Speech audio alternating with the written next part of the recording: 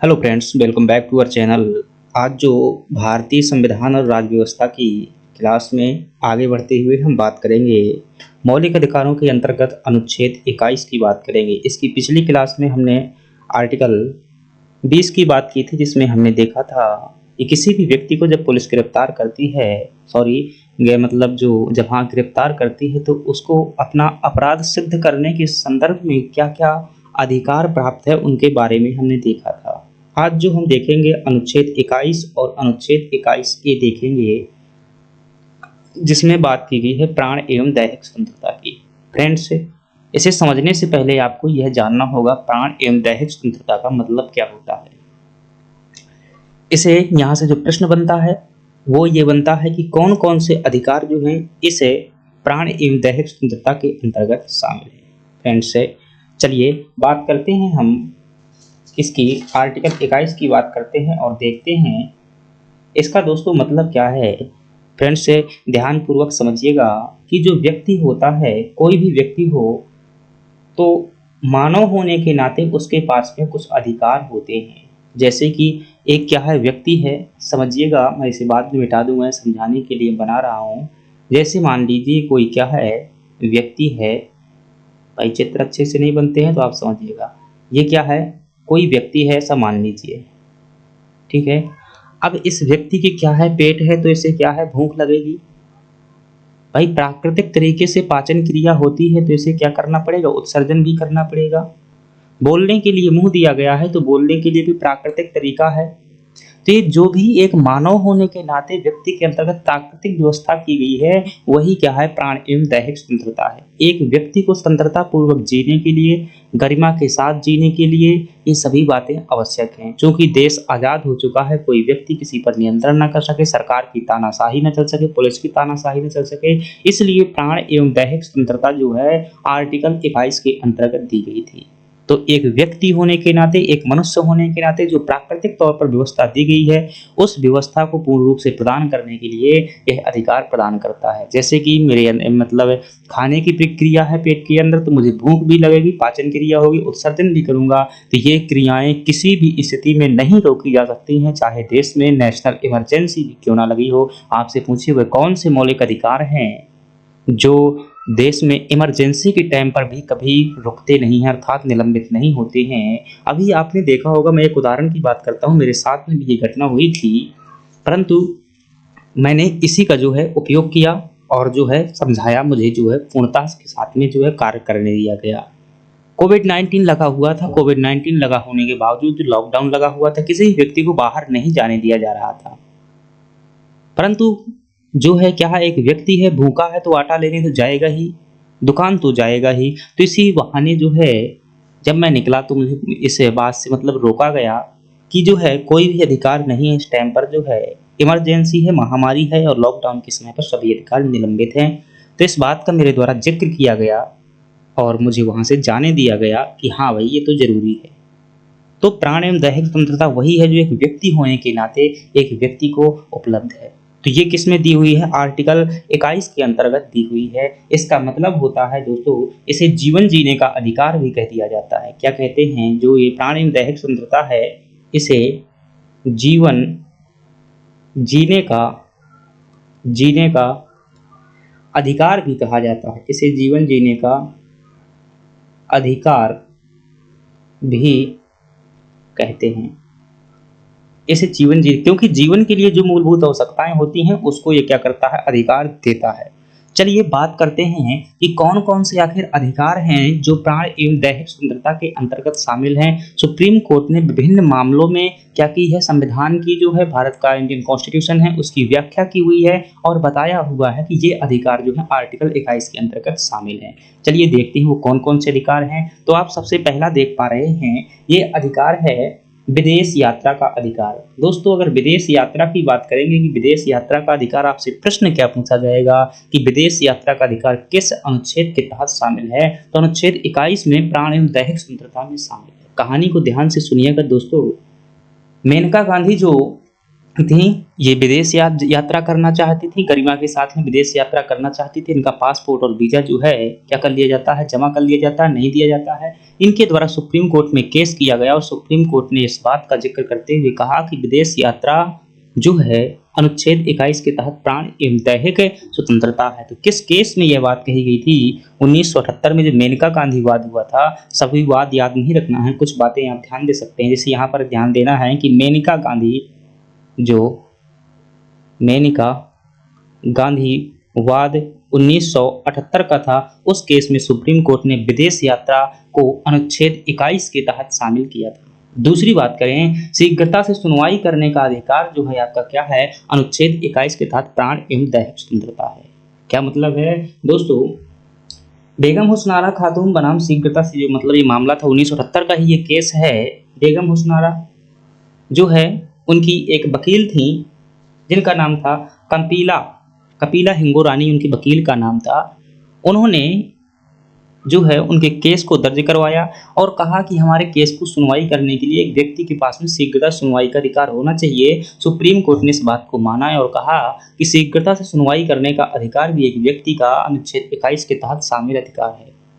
समझ में आया? नहीं आया तो एक बार और बताता हूँ कि कोई भी व्यक्ति है आप जो मतलब क्या करते हैं, मतलब कहीं पुलिस स्टेशन में जाते हैं या फिर किसी न्यायालय में जाते हैं, आपका केस पेंडिंग में डाल दिया जाता है, 2 साल 4 साल 5 साल नहीं सुनाई होती है। दोस्तों अनुच्छेद 21 का प्रयोग कीजिएगा, अपनी बात रखिएगा कि शीघ्रता सुनवाई करने का अधिकार भी क्या है? एक व्यक्ति का मौलिक अधिकार है जो अनुच्छेद 21 में शामिल है। इसी प्रकार से दोस्तों तीसरा केस है उचित समय पर इलाज करवाना का जो अधिकार है, इलाज मिलना चाहिए। जैसे क्या है, आपका कोई एक्सीडेंट हो जाता है, आपका नहीं मतलब किसी का भी हो जाता है या आपकी वजह से किसी का हो जाता है और आप अस्पताल में लेकर के जाते हैं और वहां पर जो है आपका इलाज नहीं किया जाता है। इसलिए नहीं किया जाता क्योंकि आपके केस है, पहले पुलिस स्टेशन जाएगा फिर इसके बाद इलाज होगा। सुप्रीम कोर्ट ने कहा है उचित समय पर इलाज होना चाहिए। ये क्या है? आपका आर्टिकल 21 का अधिकार है, चाहे वो कोई भी अस्पताल हो। कार्यस्थल पर यौन उत्पीड़न, दोस्तों कार्यस्थल पर यौन उत्पीड़न जो होता है, यौन उत्पीड़न से संरक्षण का अधिकार जो है किसमें शामिल है? आपका अनुच्छेद 21 में शामिल है। दरअसल एक भंवरी नाम की क्या होती दोस्तों, आशा महिला थी, राजस्थान की बात है। वहीं का जो ये केस है उस केस में सुप्रीम कोर्ट द्वारा ये महिलाओं के संरक्षण के लिए गाइडलाइन दिया गया था। आशा महिला एक सरकारी कर्मचारी थी, उनके द्वारा जो है एक बाल विवाह के संदर्भ में क्या किया जाता है? शिकायत की जाती है, परंतु उस महिला के साथ में जो है ड्यूटी पर जो है उसके साथ में बहुत बुरा बर्ताव किया जाता है, जिन लोगों की उसके द्वारा शिकायत की गई थी। सुप्रीम कोर्ट ने निर्देश जारी किया था। जैसे केस का नाम है दोस्तों विशाखा गाइडलाइन, विशाखावाद था राजस्थान का, 2017 का केस है, 15-17 केस है और इसके लिए 2015 में ही क्या की गई थी? गाइडलाइन जारी की गई थी, जो कि किसी भी महिला के लिए जो मतलब सरकारी ड्यूटी पर कार्यस्थल पर है यौन उत्पीड़न के लिए क्या करती है? निर्देश जारी करती है। भोजन का अधिकार भी फ्रेंड्स क्या है? आपका अनुच्छेद 21 के तहत जो है क्या है? आपका मौलिक अधिकार है। कई बार पुलिस होती है कि आपको क्या कर लेती है? खाना खाने से पहले ही गिरफ्तार कर लेती है। तो दोस्तों खाना खाने का अधिकार जो है आपका क्या है? अनुच्छेद 21 के तहत जो है प्राण एवं दैहिक स्वतंत्रता का अधिकार है। हम जानते हैं कि अनुच्छेद 21 वह मौलिक अधिकार है जिसे नेशनल इमरजेंसी के टाइम पर भी निलंबित नहीं किया जा सकता। तो पता नहीं कौन सी पावर का उपयोग करके ये जो है पुलिसकर्मी इस प्रकार का कृत्य व्यवहार करते हैं। चलिए अगली बात करते हैं, शुद्ध पर्यावरण में रहने का अधिकार भी क्या है? आपका किस में शामिल है? अनुच्छेद 21 में शामिल है। मैं एक व्यक्ति हूँ, प्राकृतिक तरीके से पूर्णतः मैंने शुद्ध जन्म लिया था, ऐसा ही हर व्यक्ति होता, हर जीव होता है, परंतु कुछ लोगों के कार्यों के कारण जो है प्रकृति को क्या किया गया है? बहुत ज़्यादा प्रदूषित किया गया है, जिसके कारण व्यक्तियों का जीना क्या हो गया है? दुस्सार हो गया है। अब चूंकि मेरा दोष में कोई दोष नहीं है, इसलिए शुद्ध पर्यावरण में जीने का, रहने का भी अधिकार क्या है? अनुच्छेद 21 के तहत जो है प्राण एवं दैहिक स्वतंत्रता का भाग है। ऐसा सुप्रीम कोर्ट क्या है इसकी व्याख्या करके बता चुका है। तो ऐसा नहीं है कि आपका जो मतलब कोई कॉलेज है, कोई स्कूल है, तो आपको ऐसी जगह में स्कूल बनवा दिया जाए कि मतलब वहाँ पर बहुत ज़्यादा गंदगी हो, शुद्ध पर्यावरण में ही आपको रखा जाएगा, ऐसा आपके पास में राइट है। निजता का अधिकार, 7वें नंबर की बात करें तो निजता का अधिकार दोस्तों ये भी किसके तहत शामिल है? अनुच्छेद 21 के तहत शामिल है। क्या? निजता का अधिकार। और ये जो है दोस्तों बहुत इंपॉर्टेंट केसेस है, आप याद रखिएगा। पुट्टा स्वामी केस, कौन सा केस है? पुट्टा स्वामी वाद 2017 का केस है ये। इसमें क्या कहा था सुप्रीम कोर्ट ने कि किसी भी व्यक्ति की व्यक्तिगत जानकारी लेना क्या है? निजता के अधिकार का उल्लंघन है। निजता का अधिकार मतलब, निजता मतलब दोस्तों ये होती है कि पर्सनली कोई भी व्यक्ति हो सकता है, तो मतलब दंपत्ति भी हो सकते हैं, यानी ये पति पत्नी भी हो सकते हैं, और उनके बारे में आप ये पूछते हैं कि आप रात में क्या करते हैं दोनों लोग। तो ये क्या है, उनके बारे में यह जानना दोस्तों निजता का अधिकार है कि वह अपनी बात नहीं बताएं। उनके पास में ये अधिकार है, अपनी निजी बातों के बारे में नहीं बताना ही क्या है, निजता का अधिकार है। इसी कारण दोस्तों एक बार अभी का केस है कि सुप्रीम कोर्ट ने बैंकों को आधार कार्ड लेने से भी मना कर दिया था। अगली बात करें, 8वें नंबर का अधिकार है कि गहरी नींद लेना भी क्या है, एक जो है प्राकृतिक तरीका है। यह भी एक व्यक्ति है और व्यक्ति को सोने के लिए क्या बनी हुई है, रात प्रकृति ने बनाई हुई है। इस प्रकार से व्यवस्था बनाई गई है प्रकृति द्वारा कि एक व्यक्ति जो है गहरी नींद ले सके, इसलिए वहां पर रात बनाई गई है। और कई बार जो है गहरी नींद नहीं लेने दिया जाता है। यही कारण है दोस्तों, कई बार जो पुलिस जो है क्या करती है कि रात 10 बजे के बाद डीजे वगैरह क्या कर देती है, बंद करवा देती है। हालांकि राजनीतिक दबाव के कारण सब चलता रहता है, परंतु कई बार जो दबाव को वो कर देती है, बंद करवा देती है। कौन से कारण है, यही कारण है, गहरी नींद लेने का अधिकार जो है आम लोगों का, किसी भी नागरिक का देश के अधिकार है। और यही कारण है कि नींद में सोते हुए लोगों को गिरफ्तार नहीं किया जाता है। अगली बात करें, मरने का अधिकार भी क्या इसमें शामिल है दोस्तों। सुप्रीम कोर्ट ने एक बात है भी, क्या नाम था उनका मुझे याद नहीं आ रहा, लेकिन एक महिला थी और उनके साथ में क्या हुआ था, दुर्व्यवहार हुआ था। दुर्व्यवहार के कारण वह महिला क्या चली गई थी, कोमा में चली गई थी। केस के अनुसार, कानून के अनुसार जब उस महिला का बयान जारी होगा तभी जो है अपराधी को गिरफ्तार किया जाएगा। तभी उनकी वकील द्वारा क्या कहा जाता है, इस प्रकार से केस लड़ा जाता है कि जो व्यक्ति कोमा में है और 10 साल बाद कोमा से वापस आई, तब वह बयान देगी, तब वह क्या करेगा, व्यक्ति गिरफ्तार होगा। इससे अच्छा है कि आप इसे मार क्यों नहीं देते। जो व्यक्ति इतनी ज्यादा मतलब ठोकरे खा करके जी रहा है, तो इससे अच्छा मारने का अधिकार दे दीजिएगा। सुप्रीम कोर्ट ने स्पष्ट रूप से कहा था कि मरने का अधिकार मौलिक अधिकार नहीं है, तो मरने का अधिकार जो है इसमें शामिल नहीं है। कोई पूछे कि मरने का अधिकार भी इसमें शामिल है, तो जी नहीं। और बात करूं, पसंद के व्यक्ति से विवाह करना भी किसके तहत शामिल है दोस्तों। एक पूछा गया प्रश्न है, एक ये विदेश यात्रा वाला पूछा जा चुका है। आपको ये पसंद के व्यक्ति से विवाह करना जो है यूपीएससी में पूछा गया है, 2021 में पूछा गया सवाल है। और बात करें गरिमा युक्त है, जैसे कई बार होता है ना भाई कि कानून क्या करवा देता है, अगर जो है लड़का और लड़की जो क्या है पसंद करते हैं, तो कानून क्या करा देता है, उनका विवाह करवा देता है। वो किसका पालन कर रहा है, सुप्रीम कोर्ट किस गाइडलाइन का, इस व्याख्या का पालन कर रहा है। चूंकि सुप्रीम कोर्ट क्या है, अभिलेख न्यायालय है, उसका कोई उल्लंघन नहीं कर सकता है, इसलिए इसी का पालन करते हुए सभी कोर्ट जो क्या करा देते हैं, पसंद के व्यक्ति से शादी करवा देते हैं, चाहे माता पिता की मर्जी हो अथवा नहीं। अगली बात करें फ्रेंड्स से, 11 नंबर का जो अधिकार है, गरिमा युक्त जीने का अधिकार भी, गरिमा युक्त मरने का अधिकार भी क्या है आपका, अनुच्छेद 21 में शामिल है। कभी आपने सुना है कि किसी भी व्यक्ति को, कई बार लोग कह देते हैं भी, मैं एक किसी व्यक्ति का जो है स्टेटस देख रहा था, उसमें लिखा हुआ था कि ऐसे लोगों को तो बीच चौराहे पर फांसी दी जानी चाहिए, ऐसा लिखा हुआ था। भाई कैसे दे सकते हैं, क्योंकि अनुच्छेद 21 के तहत ये शामिल है कि कोई भी व्यक्ति मरेगा तो गरिमा युक्त मरेगा। अर्थात कानून भी किसी व्यक्ति को मारेगा तो सार्वजनिक स्थल पर नहीं मारेगा, चौराहे पर नहीं मारेगा। ऐसा नहीं कि उसे मतलब उसकी जैसे मतलब तड़पा करके मारा जाए, ऐसा नहीं मार सकता। गरिमा युक्त तरीके से एक इस तरीके से मारा जाएगा जिसमें न्यूनतम दर्द हो। तो उनका जो सिस्टम होता है वो झक से जो है क्या करवा देता है भाई, सीधे 1-2 मिनट के अंतर्गत जो व्यक्ति को मृत करवा देता है। और मरने के बाद भी ऐसा नहीं कि आपकी लाश को जो है पुलिस द्वारा क्या कर दिया जाए, चौराहे पर फेंक दिया जाए, वहां पर कीड़े लग रहे हैं, कुत्ते खा रहे हैं, ऐसा नहीं हो सकता है। एक जो वैधानिक प्रक्रिया है, धार्मिक प्रक्रिया है, उसके तहत आपका अंतिम संस्कार किया जाएगा। ये भी किसमें शामिल है, अनुच्छेद 21 में शामिल है। तो फ्रेंड्स ये अधिकार हैं जो सुप्रीम कोर्ट द्वारा समय समय पर दिए गए हैं, इंपॉर्टेंट हैं। तो सभी के सभी अधिकार किसमें शामिल है, अनुच्छेद 21 में शामिल है। आई होप आपको ये बात समझ में आई होगी। चलिए अगली बात करते हैं दोस्तों।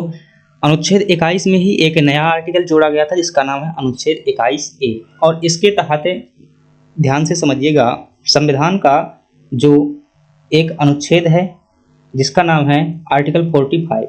आर्टिकल 45 में जो दोस्तों क्या लिखा हुआ था, यह डीपीएसपी का भाग था। यह राज्यों को निर्देश देता था कि 6 से लगा करके 14 वर्ष तक के जो भी बच्चे हैं उनके लिए क्या किया जाएगा, निःशुल्क शिक्षा की व्यवस्था होनी चाहिए। क्या होनी चाहिए, निःशुल्क शिक्षा की व्यवस्था करता है कौन सा आर्टिकल, अनुच्छेद 45। कितने वर्ष तक के, 6 से 14 वर्ष तक के लिए। दोस्तों इसके बाद क्या किया गया, 86वां संविधान संशोधन किया गया। 86वां कॉन्स्टिट्यूशनल अमेंडमेंट यानी कि संविधान संशोधन कब किया गया? ये किया गया था 2002 में किया गया। और इसके तहत क्या किया गया दोस्तों? ये जो आर्टिकल 45 है, इससे ये अधिकार को हटाया गया और इसको कहाँ भेज दिया गया? एक नया आर्टिकल मौलिक अधिकार के अंतर्गत जोड़ा गया और उसमें क्या कहा गया कि 6 से लगा करके 14 वर्ष तक के बच्चों को क्या दी जाएगी? निःशुल्क शिक्षा दी जाएगी, जो प्राथमिक शिक्षा होगी। और यह क्या है? अब डीपीएसपी यानी कि राज्य का अधिकार नहीं बल्कि लोगों का अधिकार हो गया है, यानी कि मौलिक अधिकार हो गया है। तो जो बात अनुच्छेद 45 में लिखी हुई थी उसे किसने अनुच्छेद 21A के तहत मौलिक अधिकार बना दिया गया था। किस संविधान संशोधन द्वारा? दोस्तों बहुत इंपॉर्टेंट है, कई बार ये प्रश्न पूछा जा चुका है। तो किसके तहत? ये 86वें संविधान संशोधन के तहत। साथ ही 86वें संविधान संशोधन द्वारा दोस्तों 11वां मौलिक कर्तव्य भी जोड़ा गया था। क्या जोड़ा गया था? कर्तव्य भी जोड़ा गया था, जिसमें जो है वह है शिक्षा के संदर्भ में क्या करता है? निर्देश देता है कि प्रत्येक माता पिता का यह कर्तव्य होगा कि 6 से 14 वर्ष तक को अपने बच्चों को क्या करें? शिक्षा से प्राथमिक शिक्षा जरूर उपलब्ध करवाएं। तो इस प्रकार फ्रेंड्स हमने क्या देखा? भारतीय संविधान का आर्टिकल 21 कंप्लीट किया। अगर आपको ये जानकारी पसंद आई है, चैनल को लाइक कीजिएगा, सब्सक्राइब कीजिएगा और कोई भी अगर एक भी प्रश्न हो, डाउट हो तो कमेंट में लिख दीजिएगा। मैं उसका जवाब अगली बार आर्टिकल जब 22 पढ़ाऊंगा तो उसमें दे दूंगा। आपका नाम के सहित में आपका जवाब आ जाएगा। चलिए दोस्तों, धन्यवाद।